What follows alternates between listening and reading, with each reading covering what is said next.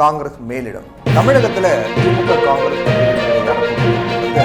இன்று நேற்று கிடையாது, பல ஆண்டுகளாக பல தேர்தல்களில் ஒன்றாக போட்டியிட்டு பார்த்துருக்கோம்.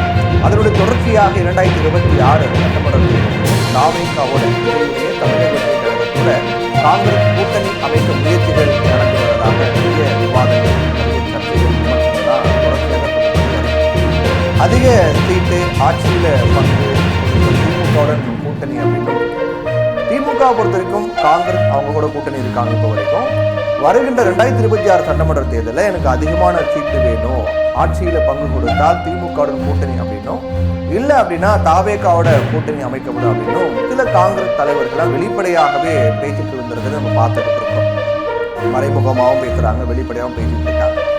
குறிப்பா விஜய் ராகுல் காந்தி இருவரும் தொலைபேசியில பேசினாங்க அப்படிங்கிற ஒரு விவகாரம் வெளிவரும்போது அது உண்மைதான் அப்படின்னு கார்த்தி சிதம்பரம் தெரிவித்திருக்கார். தொடர்ந்து அவர் பேசும்போது சொல்றது என்னன்னா, தமிழ் வெற்றி கழக தலைவர் விஜய் ராகுல் காந்தியோட பேச்சுவார்த்தை நடத்தியது உண்மை. சில ஆண்டுகளுக்கு முன்னாடி காங்கிரஸ் இளைஞர் அணி தலைவராக வர விஜய் விருப்பப்பட்டாரு.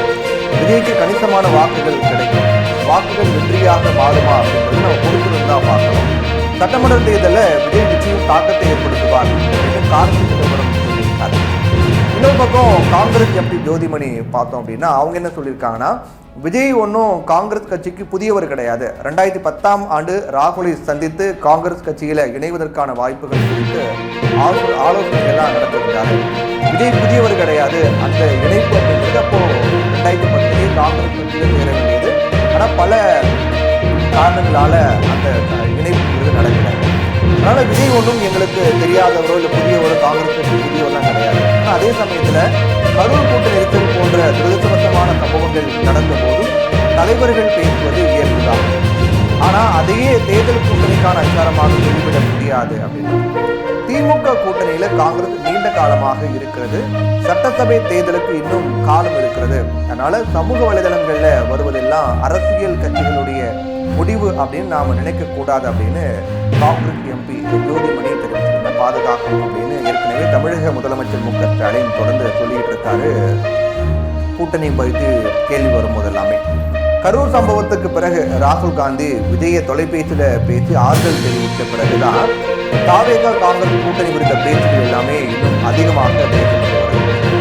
இந்த நிலையில தான் காங்கிரஸ் திமுக கூட்டணியில் தான் தொடர வேண்டும் அப்படின்னு காங்கிரஸ் கட்சியினுடைய தலைவர் ராகுல் காந்தியும் மல்லிகார்ஜுன கார்கேவும் உறுதிப்பட தெரிவித்திருக்கிறார் கூட ஒரு தகவல் வந்திருக்கிறது.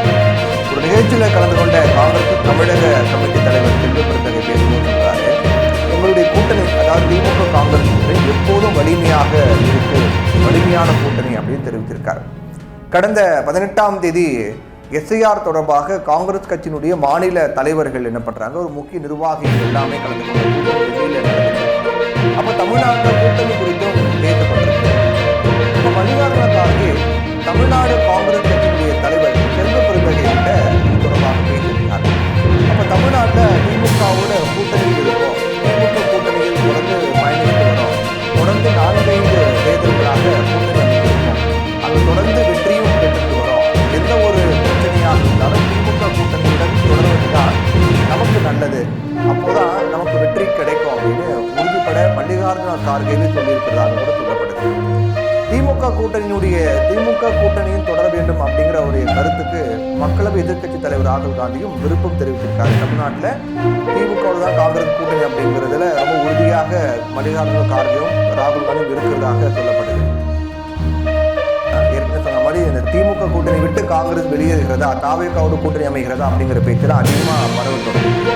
இப்போ இதுக்கு முற்றுப்புள்ளி வைக்கக்கூடிய வகையில மல்லிகார்ஜுன கார்கேயும் ராகுல் காந்தியும் திமுக கூட்டணியில காங்கிரஸ் தொடர்கிறது அப்படிங்கிறது உறுதிப்படுத்தி இந்த விவாதங்களும் வதந்திகளுக்கும் முற்றுப்புள்ளி வைத்து பிரச்சனைகளை முடித்து வைக்கணும் அப்படிங்கிற ஒரு முடிவு பண்ணியிருக்கிறதா சொல்லப்படுது. சமீபத்தில் தமிழ்நாட்டில் செயற்குழு கூட்டம் நடந்துச்சு. அந்த கூட்டத்தில் கூட விஜயோட கூட்டணி பற்றி பேசிய போது அதை பற்றி தான் யாரும் பேச வேண்டாம், பீகார் சட்டமன்ற தேர்தல் முடிந்த பிறகு டெல்லியில இருந்து அறிவிப்பு வரும் அப்படின்னு சொல்லியிருக்காங்க. இப்போ பீகார் சட்டமன்ற தேர்தலும் முடிஞ்சிருக்கிறது, அப்போ கூட்டணி குறித்து விவாதிக்கலாம் அப்படின்னு அப்போ செயற்குழு கூட்டத்தில் சொன்னாங்க காங்கிரஸ் உடைய கூட்டத்தில்.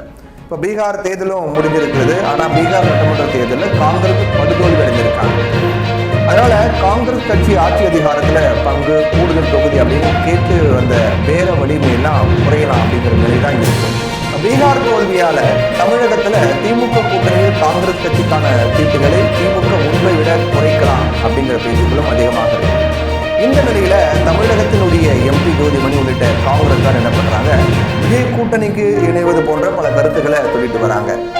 அப்போ தாவேகாவோட கூட்டணி அப்படிங்கிற பேச்சுக்கு முற்றுப்புள்ளி வைக்கணும். இந்த விவாதங்கள் இன்னும் தொடர்ந்தா அது திமுக காங்கிரஸ் கூட்டணி இடையே மன வருத்தங்களை இன்னும் ஒரு மனஸ்தாபங்கள்லாம் ஏற்படுத்தும். அதனால திமுக கூட்டணியில் தான் காங்கிரஸ் 2026 சட்டமன்ற தேர்தலை எதிர்கொள்ள போகின்றது அப்படிங்கிறதையும் அதிகாரப்பூர்வமாக டெல்லி தலைமை அறிவிக்கும் அப்படிங்கிற வகையிலையும் செல்வ பெருந்தகை பேசியிருக்காரு.